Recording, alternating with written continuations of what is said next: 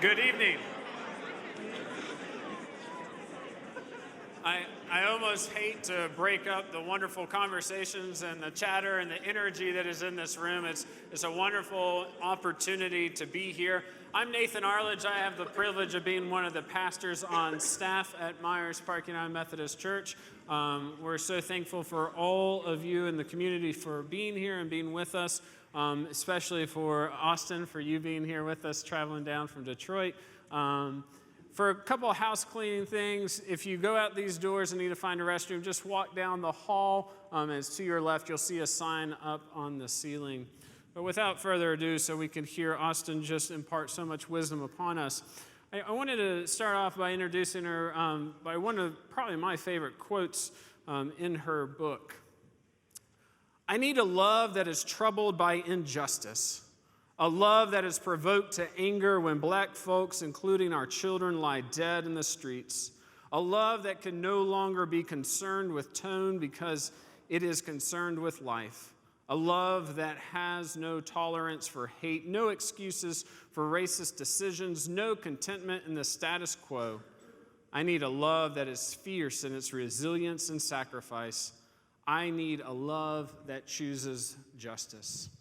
Austin Channing Brown.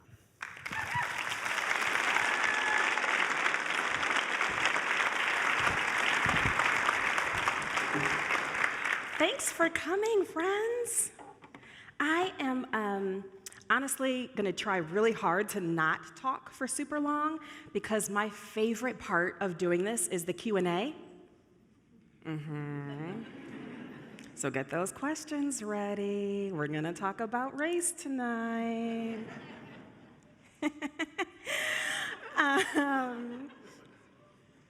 But I do want to talk just a little bit about how this book came to be, and then I'll read a quick little passage from it, and then we're going to have a conversation, okay? Does that sound good? Great. So like most black girls who grow up in all-white spaces, I learned about race pretty early. And I was trying to, somewhere around like preschool, kindergarten, figure out what race meant. And at about 6 years old, here's what I figured out. White people really like cats. That's what I figured out. And I knew this because when the other little kids would come to school, they would have scratches. And we'd be like, "What happened? How'd you get that scratch on your arm?" And it would be like, "Oh, it's just my cat." You're like, "Huh, all right." Then I went to my first sleepover, and she had cats. And the cats had just bred, so there were like 7 cats all over the house. I was like, white people, cats, got it. The other thing that I learned was hair. So all the white girls, now I was in a very Christian school, okay, friends? So all the girls had extremely long hair, like sit on it when, they sat down, like long. But I realized when they wore their hair up in a ponytail, their hair swung from side to side, while my hair bounced up and down, right? So cats, hair, right? And then I'm not entirely sure how this one came to be, but I figured out pretty early that, at least in the Midwest, friends, now this is the South, so it's a little different culture, but in the Midwest, black people food and white people food, not the same thing. Not the same thing, friends. So if a white person said, "We're making macaroni and cheese," I should not expect my grandmother's macaroni and cheese. You know what I'm saying? And then at some point, all these things came together. So I somehow picked up that when I go to visit white people, I'm probably not going to eat their food because it's not like mine, and cats. I don't know where this came from, friends, but I picked up that white people have cats, and those cats are always on kitchen counters, and therefore you do not eat what white people cook. At 6, this was my concept of race. Isn't that so funny? But we're all learning about race. Some of us have to do it sooner than others. But in this country, race is inescapable. And the way I found out what race really means in America was on a trip to the library. My mother lived in libraries. I think we single-handedly funded our library. And it was a normal Saturday, and I was going to the front of the line to go check out my little books, and I handed the librarian my card, and she said, "Is this your card?" Now, friends, my name is Austin, so I'm very used to people being confused, because they expect not a girl, but a, yeah, it's happened my whole entire life. When I was a kid during roll call, and like the boys would sit on one side and the girls would sit on the other, I would be like doing jumping jacks, like, I'm over here, right? So I was not put off by her confusion, right? But I wasn't sure about the answer to her question because we live in the library. So maybe it's mine, maybe it's my brother's, maybe it's my mother's, I don't know. I handed you a library card. Can I check out my books, please, right? So she says, "This card says Austin." I said, "Oh. Yeah, you're confused. I'm a girl that says Austin. I get it. It's my card." She said, "Are you sure?" I said, "Am I sure my name is Austin? Like, I don't understand the question." Now I'm all of like 8 years old, friends. But I was really annoyed. It's like, I am standing in a library. Do you think I'm illiterate? I don't understand what's happening right now. Yes, I know my name. My name is Austin, and that is my library card. Can I get my, right? Like, full attitude, friends. So I marched over to my mother and was like, "Mama, I need to know, why did you give me this name? Because this is getting annoying." And she started to give me this long talk about our family history, and my name is a part of the family. And I was like, "Mama, I already know all of that. That's beautiful, and I'm really happy for it, but that's not my question. I don't want to know where it came from. I want to know why you chose it." And she got real quiet, and then that deep black mama voice came out. "Well, Austin, we gave you that name because we knew that if your name was on an application, that people would assume you are a white man."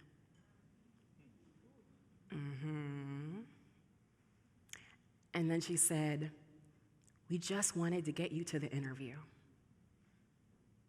She said, "Now we know that for college or for jobs or, you know, like once you show up, you're gonna wow anybody." She said, "But we had to get you to the interview." And I thought, I think I just learned something about race. I think that's what just happened here. Now, friends, at 8, 9-ish, I didn't truly still understand, right? I hadn't applied for a job, right? I didn't fully understand. But I knew that she was preparing me for some kind of reality. And she and my dad continued to do that, to prepare me for what it would mean to be a black girl in America. Y'all with me? A lot of folks assume that black kids who grow up in white spaces are safe and happy and lucky and, right? That black kids who are in the hood are impoverished and have sad stories, but those of us who get to go to white schools, right? True or false? I told y'all, are we gonna have a real conversation tonight? Right? And I wrote this book to say that being a black girl in white spaces is simply a different kind of danger. It's just a different kind of danger. So in my school, we sang "Jesus loves all the little children of the world," but we didn't talk about black culture. When we opened our illustrated Bibles, all the biblical characters were white. The most we learned about black history was maybe MLK and Rosa Parks.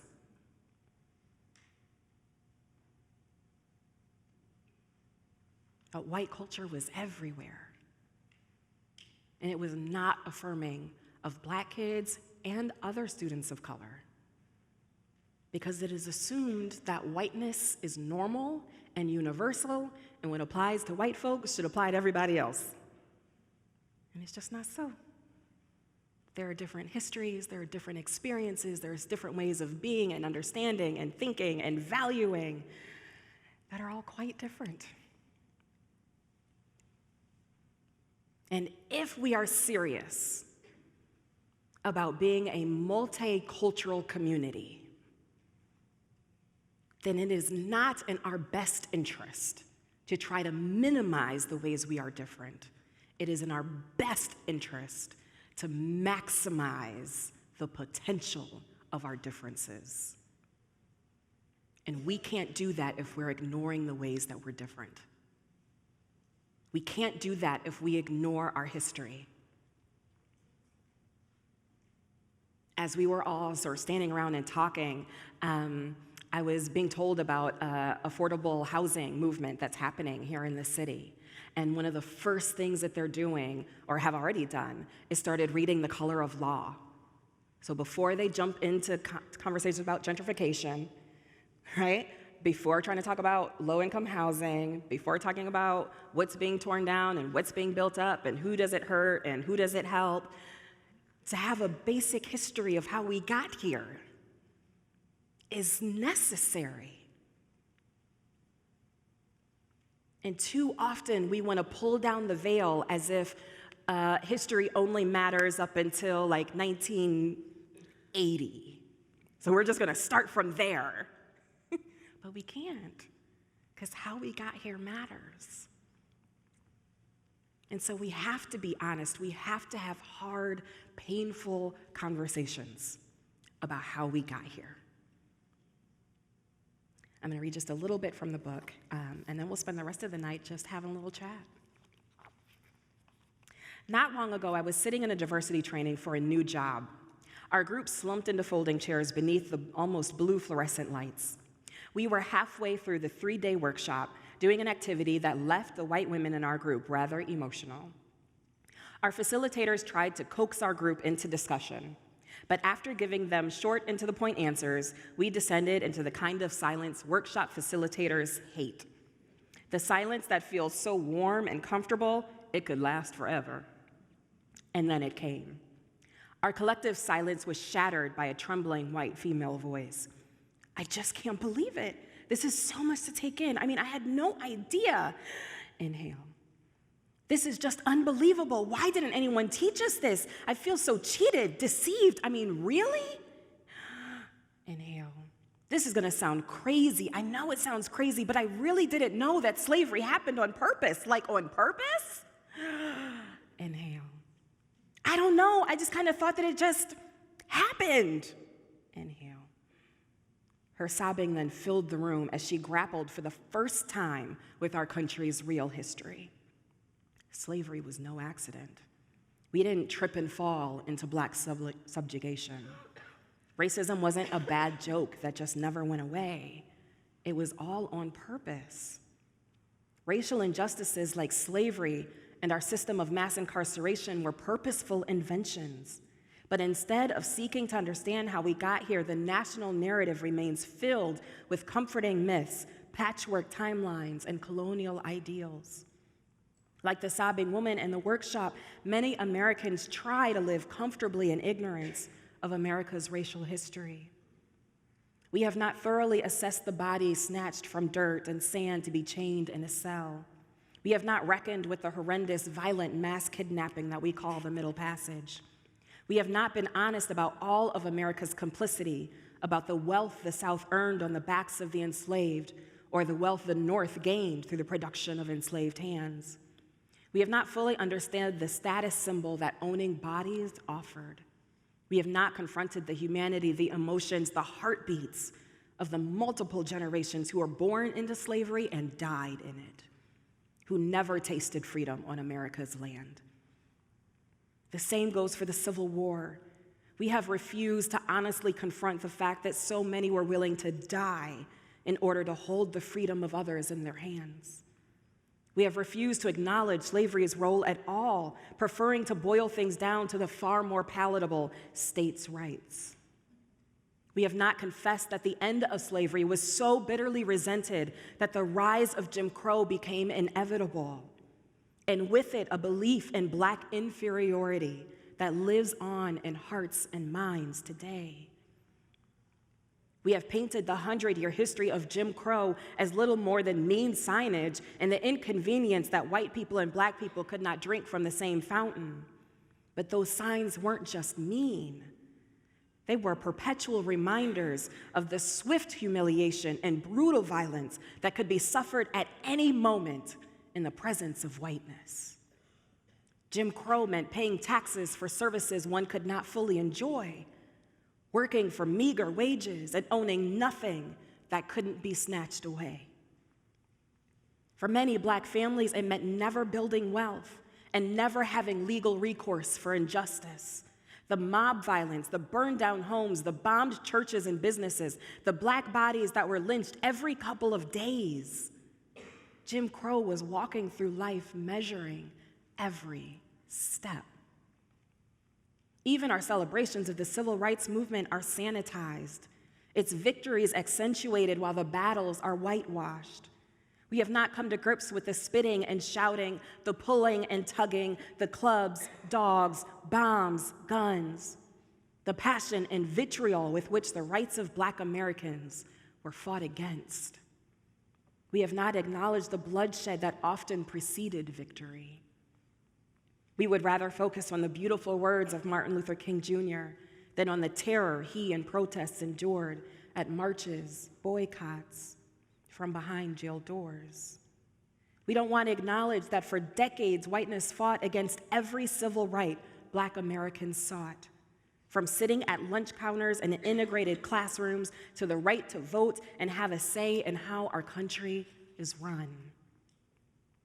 We like to pretend that all those white faces who carried protest signs and batons, who turned on their sprinklers and their fire hoses, who wrote against the demonstrations and preached against the changes just disappeared. We like to pretend that they were won over, transformed, the moment King proclaimed, "I have a dream." We don't want to acknowledge that just as Black people who experienced Jim Crow are still alive, so are the white people who vehemently protected it, who drew red lines around Black neighborhoods and divested them of support given to average white citizens. We ignore that white people still avoid Black neighborhoods, still don't want their kids going to predominantly Black schools, still don't want to destroy segregation. The moment Black Americans achieved freedom from enslavement, America could have put to death the idea of Black inferiority. But whiteness was not prepared to sober up from the drunkenness of power over another people group. Whiteness was not ready to give up the ability to control, humiliate, or do violence to any Black body in the vicinity, all without consequence. Ultimately, the reason we have not yet told the truth about this history of Black and white America is that telling an ordered history of this nation would mean finally naming America's commitment to violent, abusive, exploitative, immoral white supremacy, which seeks the absolute control of Black bodies. It would mean doing something about it. How long will it be before we finally choose to connect all the dots? How long before we confess the history of racism embedded in our systems of housing, education, health, criminal justice, and more? How long before we dig to the root? Because it is the truth that will set us free. Sadly, too many of us in the church don't live like we believe this. We live as if we are afraid acknowledging the past will tighten the chains of injustice rather than break them. We live as if the ghosts of the past will snatch us if we walk through the valley of the shadow of death. So instead, we walk around the valley. We talk around the valley. We speak of the valley with cute euphemisms. We just have so many divisions in this country. If we could just get better at diversity, we'd be so much better off. We're just experiencing some cultural changes. Friends, our only chance at dismantling racial injustice is being more curious about its origins than we are worried about our comfort. It's not a comfortable conversation for any of us. It is risky and messy. It is haunting work to recall the sins of our past.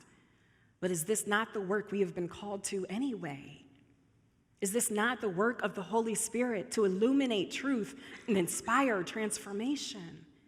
It is haunting, but it's also holy. When we talk about race today, with all the pain packed into that conversation, the Holy Spirit remains in the room.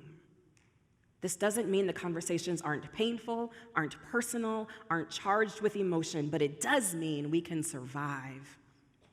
We can survive honest discussions about slavery, about convict leasing, about stolen land, about deportation, discrimination, and exclusion. We can identify the harmful politics of gerrymandering and voter suppression, criminal justice laws, and policies that disproportionately affect people of color negatively. And we can expose the actions of white institutions, the history of segregation and white flight, the real impact of all white leadership teams, the racial disparity in wages and opportunities for advancement. We can lament and mourn. We can be livid and enraged. We can be honest. We can tell the truth. We can trust that the Holy Spirit is here, and we must. For only by being truthful about how we got here can we begin to imagine another way.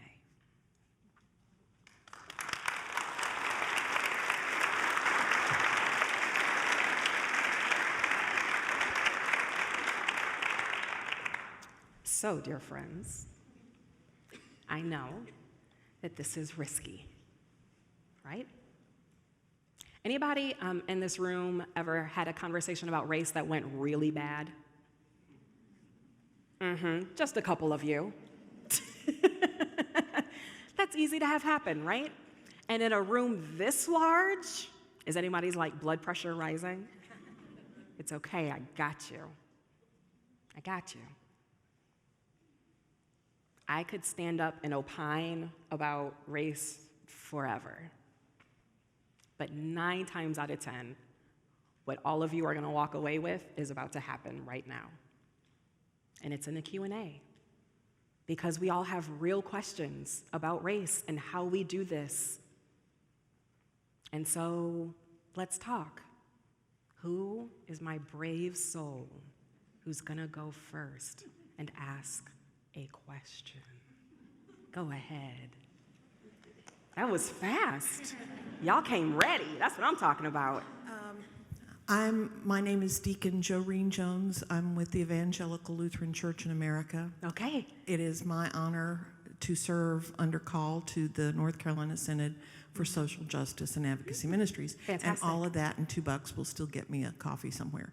But one of the things that our ministry team is committed to doing is having a common reading book learning opportunity using your book. We have spent several prayerful months trying to figure out how to do that well. And about the only thing we've come to is that we need to do it as a team of at least one person of color and one person who is Caucasian. So I am here tonight because I needed to ask this question. As we move forward in our prayerful planning, and some of us are taking your online version of your course, some of us have already read through all the materials that you sent out. But from your mouth to our hearts, what can we do to convey the message of that book in an honest, open way that even if it hurts some of us, kicks us in the shins, steps on our toes, we can still be honest with that and wrestle with the aftermath of that honesty. Ooh, that's good. All right, friends. So, for those of you who haven't read my book, I just need to give a caveat, and I swear I'm coming back to your question. The first line in my book.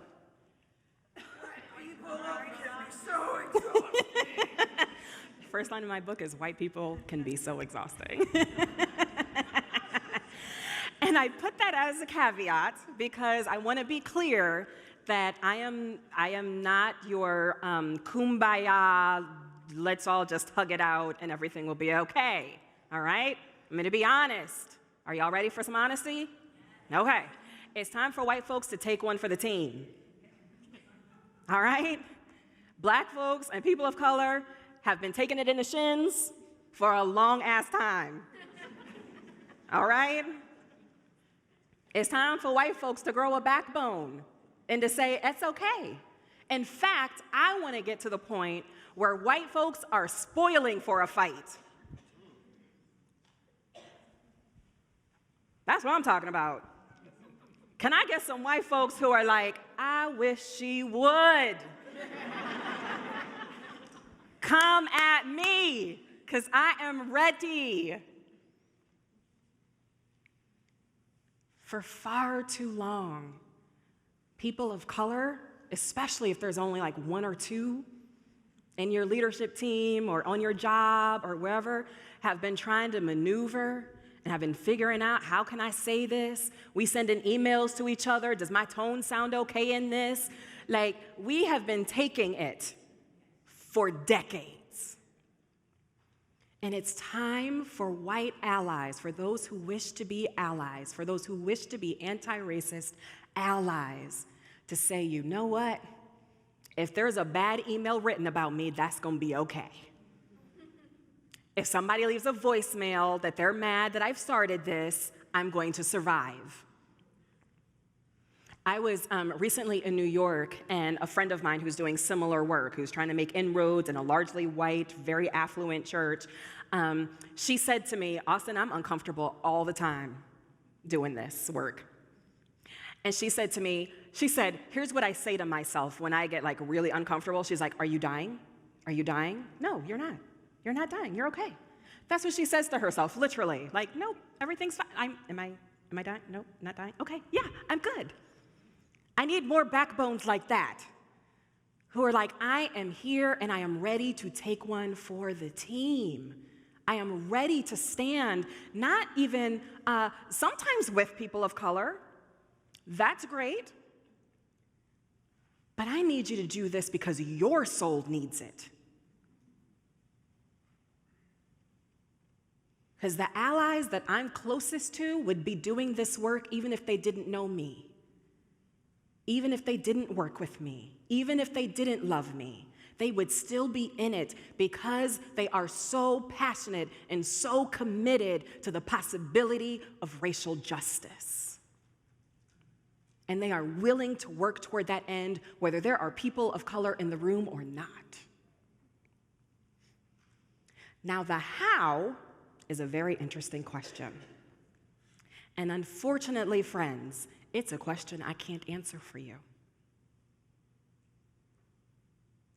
That should, however, make you excited. Most white people are like, oh, but I wanted a list. Give me a list. I can't give you a list. I can't give you a list. There are a few things that I need you to do. One, I need you to decide if you are seeking equality or if you are seeking equity. Are you seeking equality or are you seeking equity? Neither is necessarily bad, but one is sure enough harder than the other. Okay? So the model that my sister here just mentioned, that's one of equality, right? We're going to lead this issue and there's going to be a black person, there's going to be a white person. Equal leadership team, right? Equity would say, white folks have talked long enough. Perhaps we should have all people of color leading this. And we're going to give them a budget, and we're going to let them have full control, and we're going to show up for every workshop they put on. That's much harder. But that is the release of power that acknowledges that white folks have been in power for a long time. Right? Now, what works at your institution, organization, office, church, neighborhood? I can't answer that. I wish I could. I would run for president if I thought I could. Oh, stop that. I really can't. So here's the deal.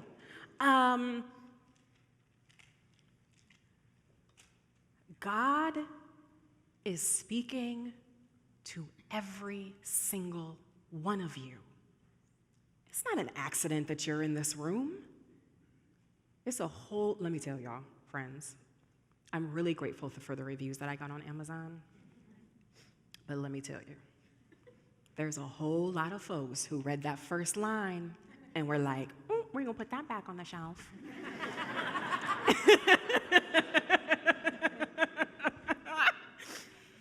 If you go all the way back to like the early comments, like the comments before all my friends got it, you know what I mean? Like the initial stranger comments. I haven't looked in a long time because I try and stay away from that kind of thing. But I'm almost positive the most popular negative comment is, she's a racist, stay away from this book. She's a racist. It's okay. It happens when you do this work. I got way off topic. Where was I, friends? She's a racist, the book. Equity and equality, right? So I cannot tell you what you should be doing, but God can. And I guarantee, no matter what you are passionate about, housing, health, education, theology, no matter what you're passionate about, I guarantee you there's a race problem. I guarantee it. No matter what you're passionate about, I guarantee there is an issue of race happening somewhere in the mix. Go after it. Go after it.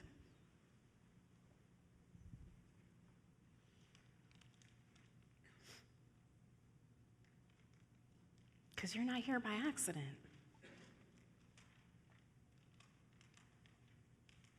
You're not here by accident. So when I get asked that question, what should I be doing? I don't know. You tell me. What are you passionate about? What is the issue in your neighborhood, in your organization, in your community, in your church that has been driving you insane, but you haven't spoken of? Does it bother you that your church has an all-white leadership team? Does it bother you that on your job, black women are the last to get promoted? Do gentrifying neighborhoods bother you? Do you hate the way people talk about public schools? What is it that God has already sparked in you?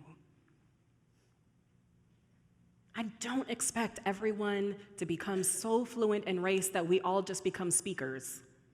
I am doing the bare minimum, folks. I'm doing the bare minimum. The folks who are doing the hard work are in city council meetings, advocating for equal education, advocating for equal housing, promoting candidates that nobody thinks are going to get elected. That's the hard work. I just get to come and hang out and inspire and go home. This is the easy stuff right here. But I'm certain God has put something on your heart. But it's your responsibility to mine for it. And it's your responsibility to do something about it. Now, for my people of color in the room, here's what I will say to you all in particular. To the degree possible, please don't seek racial justice by yourselves. Not alone. If you are noticing a racial injustice that is driving you absolutely mad, the first thing I need you to do is find a coalition of other people who care. Because we're dropping like flies. We can't do it by ourselves. We are not superheroes. We are not magical. We do not contain all the wisdom of the black community. Hello, somebody? So I need you to find your people. I need you to find your allies. I need you to find your crew who will back you up, who will go to the meeting with you, who will check on you after it's done, who will send you dinner when the meeting went really bad. That's what I need you to do. And if there is no coalition, we might have to have a conversation about what's next for you.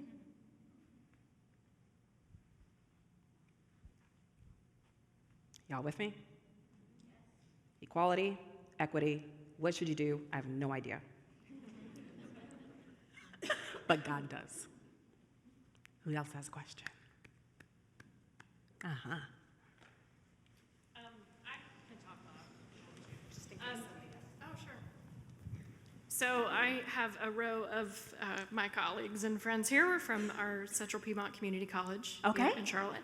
And so I have heard you talk about an experience you had when you were in college that was really powerful. And so as people who are talking to young people every day about lots of different things, and our generation maybe hasn't gotten this right yet. How are we expected to teach them when we didn't get it right? So if you could talk a little bit about your own experience and then engaging with young people. Well, there just happens to be a group of young people in the room. So the experience that she's referring to is when I was in college, I took a 3-day trip to the South. Not here, but you know what I mean. And it was to, you get partnered, black person and white person get partnered. You get on a bus from Chicago, that's where we started, drove all the way through the South, and then toured multiple sites where we were supposed to talk about Black history. Thank you. Okay. I took this trip multiple times because I was young and inspired and naive. No, it was a beautiful trip. I'm very glad it changed my life. But the first time when we get on the bus, we drive all night long on this bus, and we get off in Louisiana. At a plantation. And the tour guides were the granddaughters of the folks who had run the plantation. So we got off the bus, and we're taking this tour, and the tour guides are saying things like this.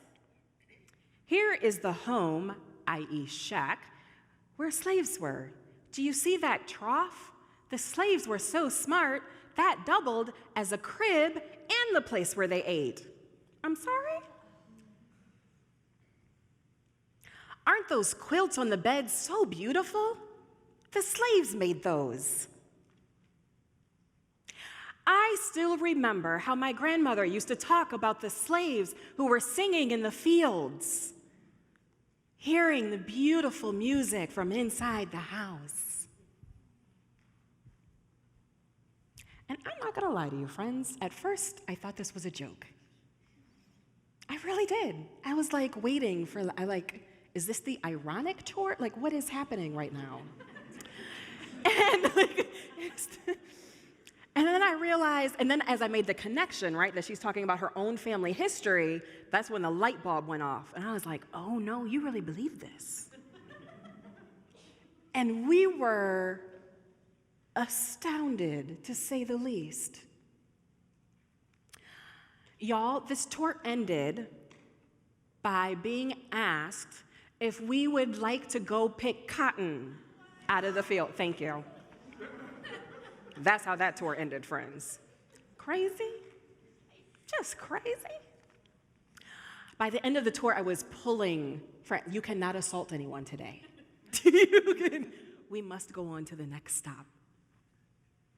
So then we get back on the bus, have a whole lot of conversations that went nowhere, and end up at a lynching museum in Jackson, Mississippi. 4 rooms, probably a quarter of the size of this room. It was not that large, but every wall was covered with photos of lynchings. I've never experienced anything like it.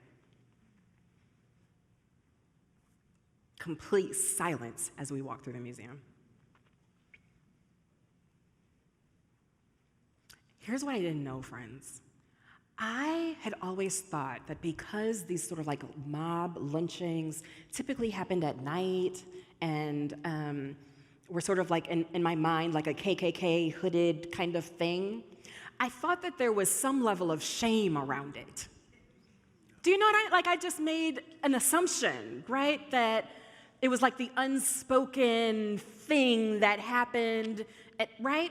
So as I'm walking through the museum and I see a postcard that has a lynching on one side and on the other side it says, "Sorry we missed you at the barbecue."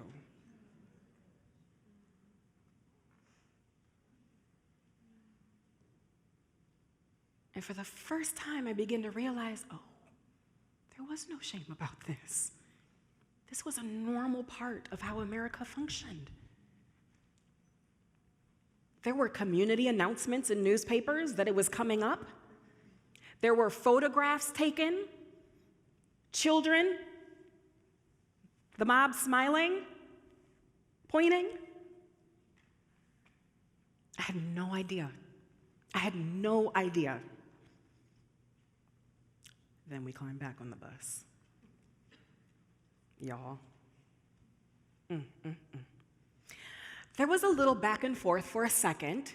Y'all can imagine how it went. My family wasn't even here. I didn't know this was happening. Right? Y'all can hear the conversation right now, can't you? Didn't know. Please don't hold me responsible. Right?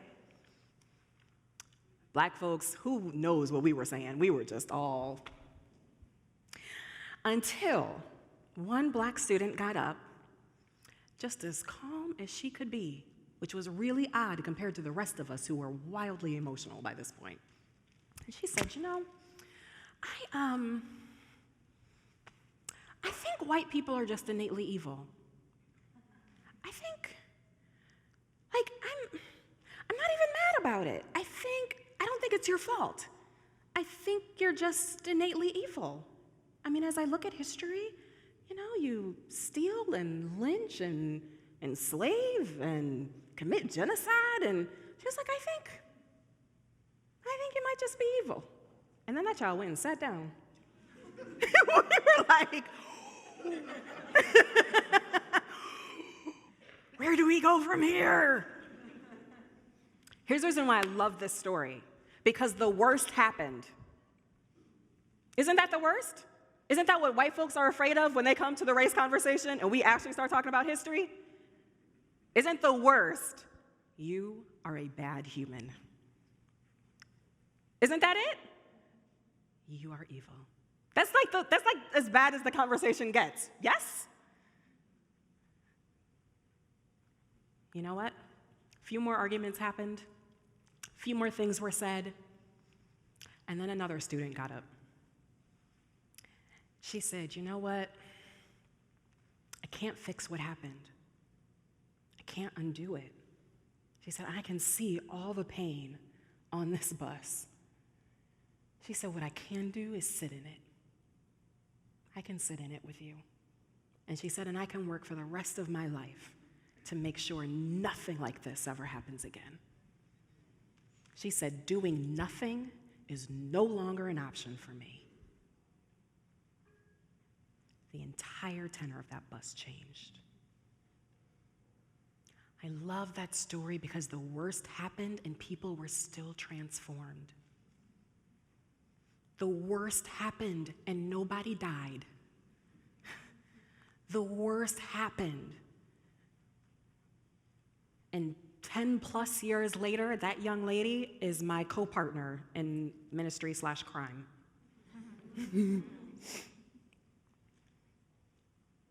We can do hard things. We can have hard conversations. You can survive getting your feelings hurt. I'm not having a happy experience when I think about my ancestors who were enslaved. That ain't fun. I didn't enjoy walking through the lynching museum. I wasn't like, isn't this great? It's painful. This history is painful. But my God, can we at least share the pain? Can we at least share it? Do we have to keep pretending like it didn't happen? Can we share it? Can we let that history drive us to do better, to do more, to go further?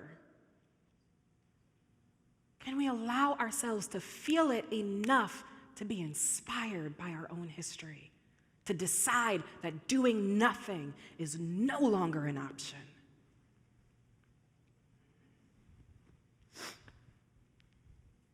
I had one history professor. His name was Dr. Sims. And Dr. Sims was blackity, black, black, blackity, black, black, and some more black. And what made him so blackity, black, black, blackity, black, black, and more black was that he actually believed that every person should know and understand Black history.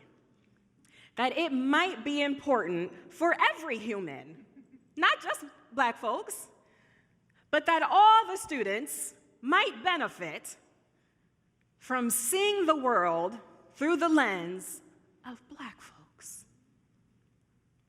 And y'all, that was revolutionary for me. He captivated me every single day that I was in his class. Because he was teaching, I was sitting in his class and it was like neurons were like firing in my brain. The answer to your question is we have to teach what kids don't know. Because if they know, they'll be like, I'm okay. I have a dream speech. Right? I got a group of teenagers in the back. True or false? If I just taught what y'all already know, would you be falling asleep? Would you be on your phones? Isn't Beyonce and Cat videos much more interesting than like my pretend MLK speech? Right? But what if I walked into your classroom and said, everything you think you know about Malcolm X is wrong? I just might have your attention, right? Maybe. I'd be closer than the I have a dream speech. We have to stop telling the same narratives over and over and over and over again, because quite frankly, they're putting all of us to sleep. But friends, here is why that history isn't being taught. Because white parents don't want it to be taught. Can I just put the truth out there? Because if white parents said, I want the curriculum to talk about slavery, I want the curriculum to talk about Jim Crow, I want the curriculum to talk about our deportation, I want the curriculum to talk about Japanese internment, I want the curriculum to talk about the genocide of Native tribes, I want the curriculum, do you know how fast that curriculum would change? If you said, I'm pulling my child out if y'all don't get this curriculum together?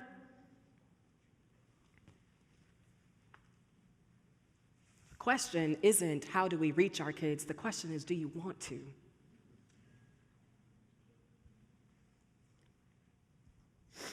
I used to work on the west side of Chicago, and we were in an all-Black neighborhood. So you know how a lot of churches will like gather up all the white kids and then send them on like some sort of mission trip to the other side of the city? It was one of those things.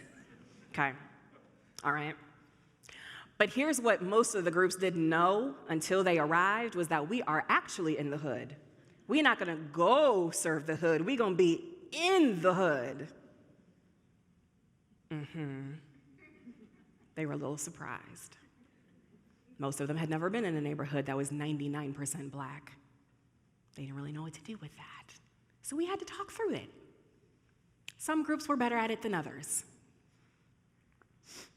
But what we did is we talked about white privilege, we talked about economics, and our premise was that God is already here. You ain't bringing God here. God been here a long time. So you can come experience God at work here and then take that back home. But let me be clear, the Black women in this neighborhood have more religion and they pinky than you have in your whole entire body. Hello, somebody. I set all of this up for one point. So at the end of everybody's trip, they get to fill out an evaluation, right? And I'll never forget one of the evaluations. I don't even know if it was good or bad, but in the middle of the evaluation, she was a parent who came on the trip with her child, and she said, "You have opened Pandora's box." I was like, that might be the best review I have ever gotten. I have opened Pandora's box. Yes, I have. I think I have. We have to decide, are we ready to open Pandora's box? Because the truth is, the way we talk about race is going to impact how we vote. It is going to impact what we do with our money. It is going to impact how we talk at our city council meetings or whether or not we show up at all. It's going to impact where we choose to live. It's going to impact where we choose to send our kids. There is no like, okay, well, I'm just going to stay in this cute little box. Racial justice cannot be contained. You either want it all or you don't. And we have to decide, do we want it all? Because when we decide we want it all, we will change the way we teach our kids. And we will tell them the truth instead of the patchwork histories that we have turned ourselves into. One more question? Who's got it? Who's got it? Who's got it? Let's do somebody over here because we've already been to that side twice. Come on, come on, come on. Talk to me. Talk to me. Yes. I have a question, and my question is, in a church that's this large, Yes. and the people that attend, Mm-hmm. well, okay. Well, I guess my get down to the bottom sign is, what can we do to bring more people who agree with the things you've said? Yes. That we can bring when I sit in church here, with all due respect, if I hope I'm not hurting anybody's feelings. This is about to be real good, y'all. Pay attention. Is that you don't see, but on a good day at 11 o'clock, if you've been to Sunday school, but not, then Go ahead and tell you the truth. see maybe 2 or maybe 3 African American Yep. people. That's it. It's Yeah. over. Yeah. That's it. That's gonna be all. What can we do to support and bring in Yeah. people who would be absolutely thrilled Yeah. to have the opportunity, with all due respect, which does not include, I respect this, but I'm not one of the people we should all be proud of. The people that run this is amazing. They're wonderful, and they will help those of us who come to this church Sure. and want to do that. Sure. They will be available, I know, for those people in the congregation, which is large, Right. to do what Yep. we can Yep. to help them help you. Totally. What do you do with all white churches? That's the question. What the heck do you do with all white churches? What do you do? What are we going to do about this, friends? Too many white people. That's great. Too many. Okay, first things first. There's a lot of white people in America. Can we just call it like it is? I mean, black folks are 13%? That's 13% of the population? It's a lot of white folks. There's 70% of y'all. You know what I'm saying? It's a lot. So are white churches ever going away? Probably not. Probably not. So what do we do with that? Well, first, let me tell you that there are multiple schools of thought on this, okay? One thought is that there is absolutely no purpose for an all-white church, and that every church ought to be multicultural. That argument is made because folks who are in line with that would still make a case that there could still be other churches that are all people of color. Are y'all with me? So still a purchase for black churches, still a place for Korean American churches, still a place, right? But what in the world is a white church doing? Are y'all with me? Just one school of thought. Another school of thought is heaven. Pretty sure we'll be mixing it up, friends. Pretty sure that's what we'll be doing. So that should be our goal, right? So our goal should be all multicultural churches and no single race churches. You with me? Here's where I land, friends. This is probably the least popular opinion. I'm not entirely sure I care anymore. I'm not sure I care anymore. Here's what I do care about. If you are an all-white, affluent church, what are you doing? And you proclaim to care about racial justice. How do I know? How do I know? Now, maybe that involves reaching out to people of color in your neighborhood. If you're an all-white church in a diverse neighborhood, I might have some questions for you. If people can walk to your church and they are not, you might want to ask some internal questions. Okay? You might want to ask, would a person of color want to come here? Why would a person of color want to come here?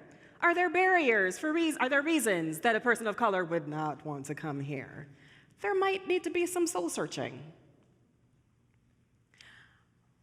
But I'm not sure that recruiting people of color is the best use of your time.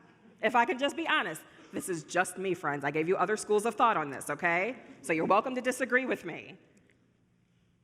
But I think it would be awfully powerful for a 95% white church to show up at a city council meeting and be like, I really think we need to change the curriculum in all public schools to reflect a little racial diversity.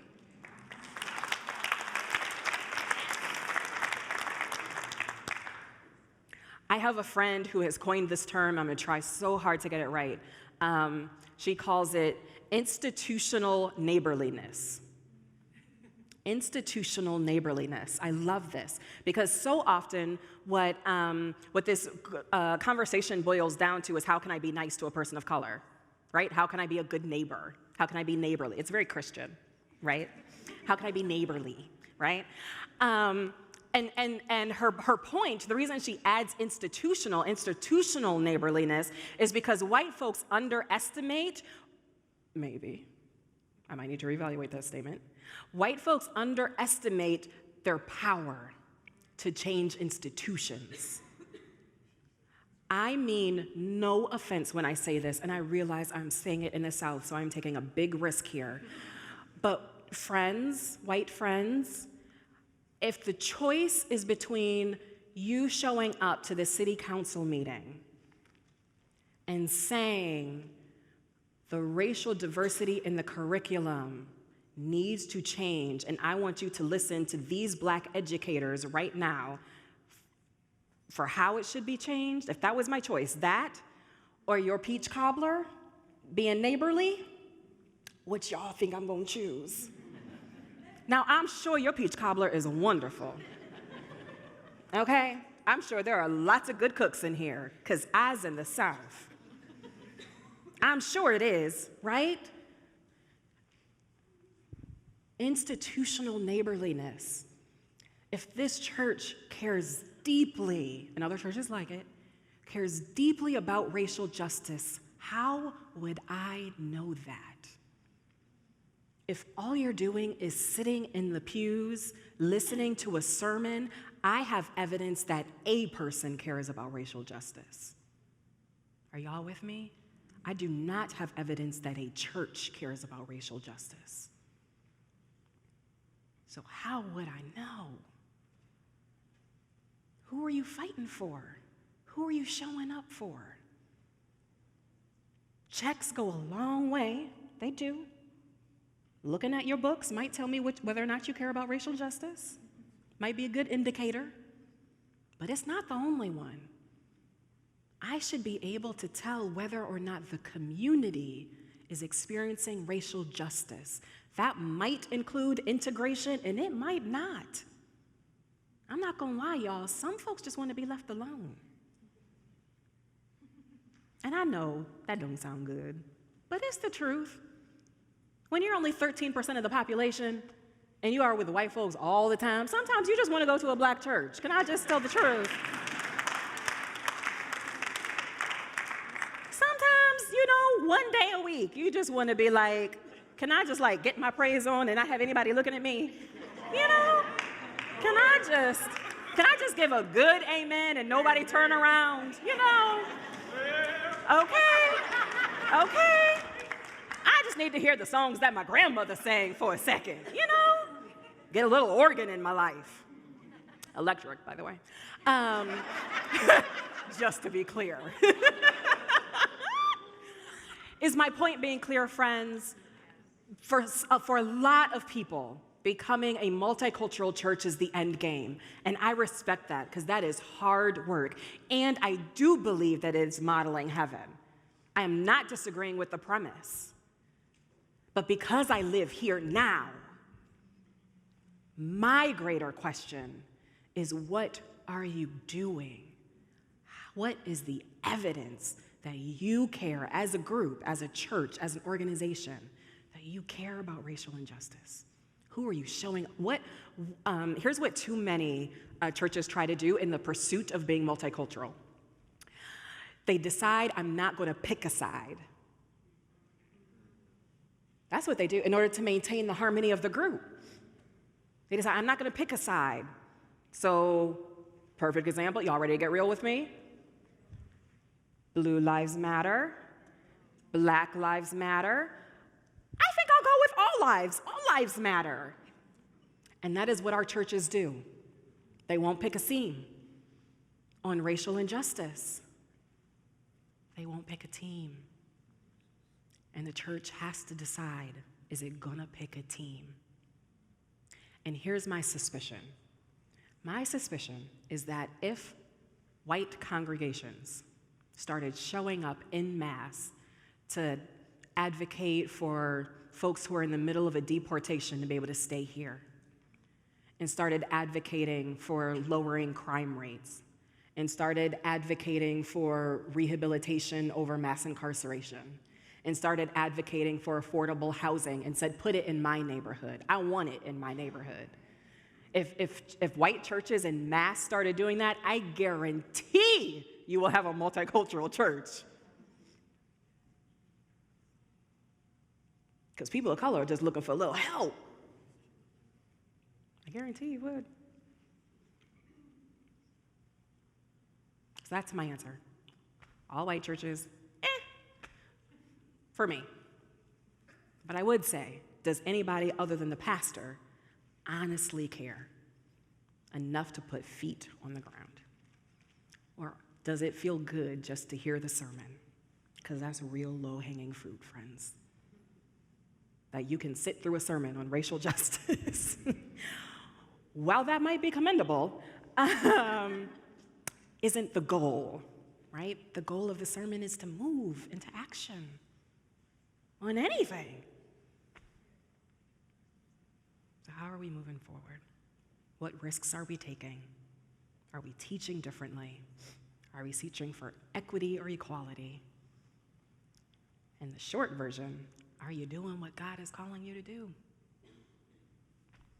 That's all I got for you, friends. I think my time is up. It's 8:06.